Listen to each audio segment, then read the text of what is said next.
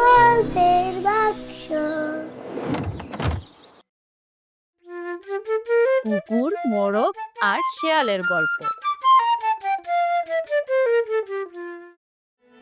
এক কুকুর আর তার সাথে এক মোরগ দুজনে মিলে ঘুরতে বেরিয়েছিল। ঘুরতে ঘুরতে রাত হয়ে গেল। তখন তারা আশ্রয়ের জন্য ঘন বনের মধ্যে চলে এলো।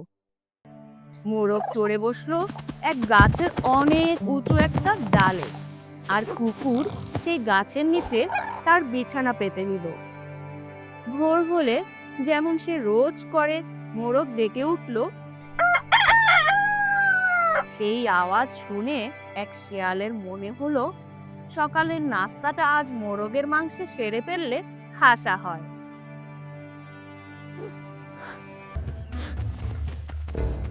শিয়াল তখন ওই ডালটার নিচে চলে এলো আর নানাভাবে মোরগের মিষ্টি গলার আওয়াজের সুখ্যাতি করে তার সাথে দোস্তি পাতাতে চাইলো। আপনি রাজি থাকলে আজকের দিনটা আপনার সাথে কাটাতে পারলে আমার খুব ভালো লাগবে।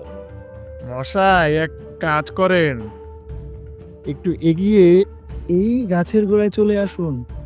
আমার মালপত্র যে টানে সে এখানে ঘুমিয়ে আছে, তাকে ডেকে তোলেন, সে আপনাকে এখানে আসার জন্য দরজা খুলে দিবে।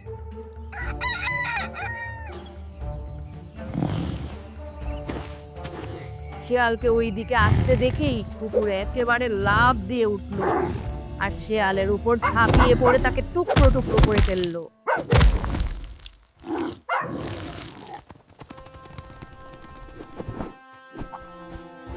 নীতি কথা হলো, অন্যদের যারা ফাঁদে ফেলতে চায় প্রায়ই তারা নিজেরাই নিজেদের ফাঁদে পড়ে যায়।